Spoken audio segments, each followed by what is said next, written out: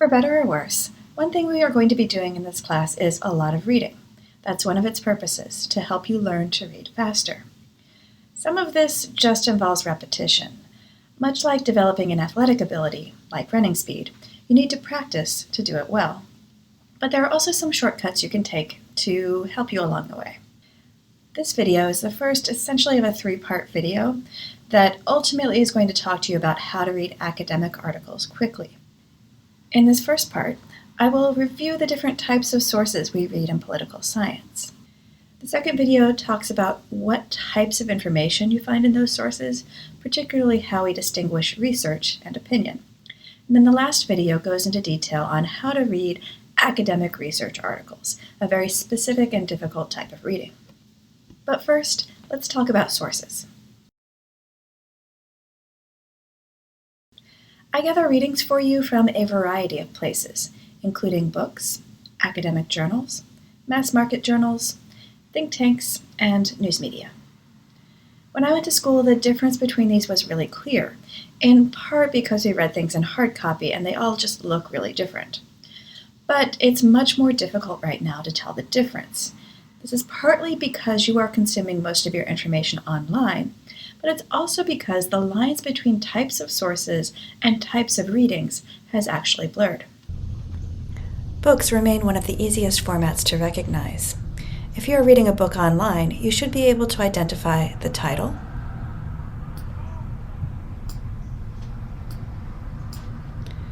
the author, and please note here that unfortunately databases don't always have 100% correct information. You'll note there are a lot of authors listed here, but only one is the correct one. You can tell because the author's name is on the actual book cover, and it's also listed correctly right here. You should also be able to identify the publisher and the year that that book was published. For readings in class, I will either link to the table of contents for ebooks, or to a PDF of the chapter I'd like you to read, for books that are on reserve at the library and available in print only. Academic journals in political science are usually published by professional associations or universities. These are different from all the other sources I'm going to talk about because the articles in them are subject to peer review. That means that when an author sends an article to the journal to be published, the editor of that journal sends the article to 3 experts on that issue and asks them to evaluate the quality of the work. This is considered to be a higher standard than just having an editor review it, as you would for a book or a news article. And it's meant to weed out fraud and poorly done research. These journals are also different because they are primarily written for academic audiences. This is mostly university professors writing for other university professors. And while nothing is free of bias, academic journals at least try to avoid it and to try to publish articles that will contribute to the scholarly understanding of and debate on an issue. So how can you tell that you're looking at an academic journal article? You can sometimes tell based on the title of the journal, the American Journal of Political Science or Journal of Politics, for example. But journal isn't always in the title. World Politics is a well-respected academic journal, while Foreign Affairs is a well-respected mass market journal.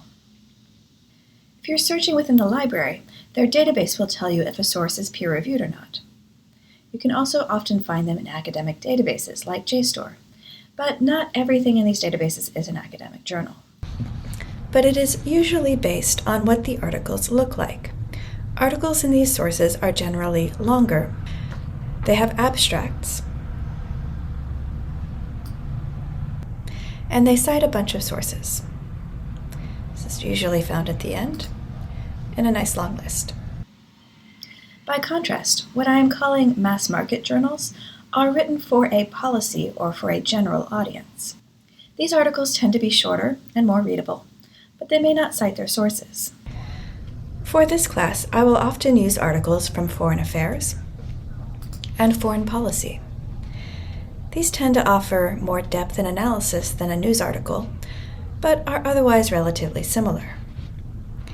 It's important to remember that these sites have several types of information on them. Both Foreign Affairs and Foreign Policy are actual physical magazines that you can get in print. but they also have a lot of online-only content produced just for their website. For foreign affairs, the way you can tell this is that online-only content is given a date, while magazine articles are shown by the 2-month period in which they were published. You actually have to cite these in different ways, but just for now, remember that the authors of these articles are presenting their individual analysis and perspective. It is often extremely well informed, but they are not claiming to be unbiased.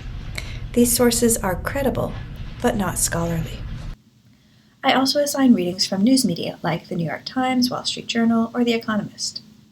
These are published daily or weekly, while journals are published monthly or every other month, and usually cover current events.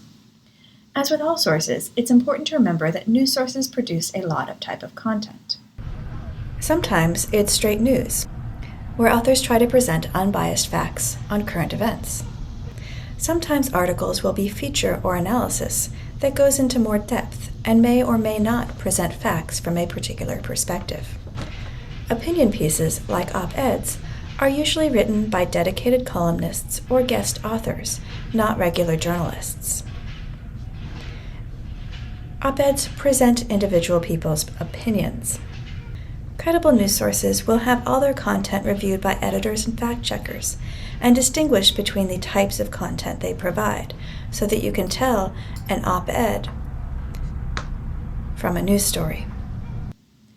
Adfontes Media produces an interactive online chart you can use if you're interested in learning more about how and in which direction common media outlets are biased. The last type of source I want to talk about is think tanks. Think tanks are organizations that hire experts to produce a variety of content in order to shape the public policy debate on an issue. They are meant to generate new ideas and contribute expertise. That expertise may come from academia or from extensive work on the issue. There are all types of think tanks. Some are centrist or have no real agenda, such as the Carnegie Endowment for International Peace. Some are known for a bit of bias to the right or left, such as CSIS, which is center-right, and Brookings, which is center-left. The easiest way to identify this type of bias is to look at which type of former U.S. officials they hire as experts. Do they have Republicans, Democrats, or both?